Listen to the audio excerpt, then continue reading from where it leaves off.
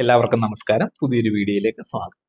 ഇന്ന് നമ്മൾ ചർച്ച ചെയ്യാൻ ഉദ്ദേശിക്കുന്ന ടോപ്പിക്ക് പ്രധാനമായിട്ടും ക്ഷാരസൂത്രം അതല്ലാന്നുണ്ടെങ്കിൽ ക്ഷാരകർമ്മം കഴിഞ്ഞിട്ട് എന്തൊക്കെ കാര്യങ്ങളാണ് ശ്രദ്ധിക്കേണ്ടതെന്നുള്ളതാണ്.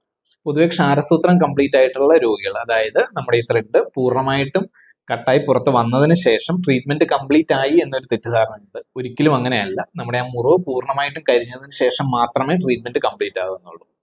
അതേപോലെ തന്നെയാണ് ക്ഷാരകർമ്മവും. ക്ഷാരകർമ്മം കഴിഞ്ഞ് നമ്മുടെ ആ മുറിവ് കംപ്ലീറ്റ് ആകുന്നത് വരെയും വളരെ ശ്രദ്ധാപൂർവം തന്നെ കൈകാര്യം ചെയ്യേണ്ടതാണ്. പ്രധാനമായിട്ടും ഇങ്ങനെയുള്ള രോഗികൾ ഡ്രസ്സിങ്ങിന്റെ കാര്യത്തിൽ വളരെ ശ്രദ്ധ കൊടുക്കേണ്ടതാണ്. എന്തെന്നാൽ കൃത്യമായിട്ട് ഡ്രസ്സിങ് ചെയ്തില്ല എന്നുണ്ടെങ്കിൽ ആ ഭാഗത്ത് ഇൻഫെക്ഷൻ ഒക്കെ ഉള്ള സാധ്യത വളരെ കൂടുതലാണ്. അത് വീണ്ടും നമ്മുടെ അസുഖം രണ്ടാമത് വരാനുള്ള സാധ്യതയിലേക്കൊക്കെ നയിക്കും. അതല്ല എന്നുണ്ടെന്നുണ്ടെങ്കിൽ ആക്സിസിലേക്കൊക്കെ പോകാനുള്ള സാധ്യത വളരെ കൂടുതലാണ്. അപ്പം കൃത്യമായിട്ട് ഡ്രസ്സിങ് ചെയ്യുന്നുണ്ടെന്നുള്ളത് ഉറപ്പാക്കേണ്ടതാണ്. അതായത് ബെറ്റാഡിൻ വെച്ച് ക്ലീൻ ചെയ്യുക, അതേപോലെ ഡോക്ടർ അഡ്വൈസ് ചെയ്യുന്ന പോലെ ജാത്യ ചെയ്താലും, അതല്ലാന്നുണ്ടെങ്കിൽ പലതരം ചൂർണങ്ങൾ, അതായത് ത്രിഫല ചൂർണമൊക്കെ തന്നിട്ട് കഷായം ഉണ്ടാക്കി ഫിൽട്ടർ ചെയ്തിട്ട് സിസ് ബാത്ത് ചെയ്യാൻ അഡ്വൈസ് ചെയ്യുന്നുണ്ടാകും. അതൊക്കെ കൃത്യമായിട്ട് തന്നെ ഫോളോ ചെയ്യേണ്ടതാണ്. അതേപോലെ മലബന്ധം ഉണ്ടാകാതെ നോക്കേണ്ടത് വളരെ പ്രാധാന്യമുള്ളതാണ്. ഇത് എന്തെന്നാൽ നമ്മൾ ഈ കരുവ് ആയിക്കൊണ്ടിരിക്കുന്ന സാഹചര്യത്തിൽ ഇടയ്ക്ക് വളരെ കഠിനമായിട്ടുള്ള മലബന്ധമൊക്കെ ഉണ്ടാകുകയാണെങ്കിൽ വീണ്ടും ആ ഭാഗം മുറിയുകയും പിന്നെയും ആ മുറിവ് കരിയാൻ താമസം ഉണ്ടാകുകയൊക്കെ ചെയ്യും.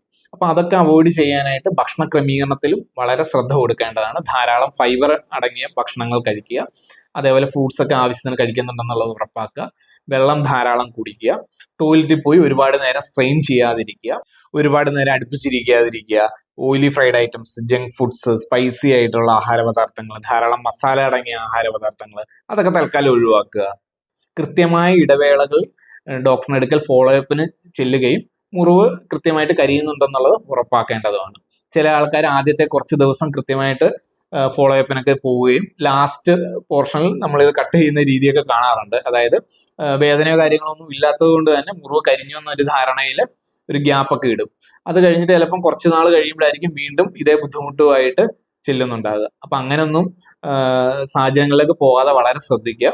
കൃത്യമായിട്ട് മുറിവ് കരിയുന്നത് വരെയും കൃത്യമായ ഫോളോ അപ്പിന് ചെല്ലേണ്ടതാണ്. ചില ആൾക്കാരിൽ അവരുടെ ശരീരപ്രകൃതം അനുസരിച്ചിട്ടും, അതല്ലാന്നുണ്ടെങ്കിൽ ഞാൻ നേരത്തെ പറഞ്ഞ പോലെ മലബന്ധമൊക്കെ ഉണ്ടാകുകയാണെന്നുണ്ടെങ്കിൽ മുറിവ് കരിയാൻ ശകലം സമയം കൂടുതൽ എടുത്തെന്നിരിക്കാം. പക്ഷെ കൃത്യമായിട്ട് നമ്മൾ പൂർണ്ണമായിട്ടും മുറിവ് കരിയുന്നത് വരെയും വളരെ ശ്രദ്ധയോടുകൂടി തന്നെ ഡ്രസ്സിങ്ങും ചെയ്യേണ്ടതാണ്. കൃത്യമായി ഫോളോ അപ്പിന് ചെല്ലേണ്ടതുമാണ്. അതേപോലെ ഒന്നുകൂടെ നിങ്ങളെ ഓർമ്മിപ്പിക്കുകയാണ്, ഈ മുറിവ് കൃത്യമായി കരിയുന്നത് വരെ വളരെ വൃത്തിയായിട്ട്, അതായത് നല്ല ഹൈജീനോട് കൂടി തന്നെ ആ ഭാഗം കെയർ ചെയ്യുകയും കൃത്യമായി ഡ്രസ്സിങ് ചെയ്യേണ്ടതും വളരെ അത്യാവശ്യമാണ്. അപ്പോൾ വീണ്ടും ഒരു വീഡിയോ ആയിട്ട് കാണുന്നവരേക്കും എല്ലാവർക്കും നമസ്കാരം.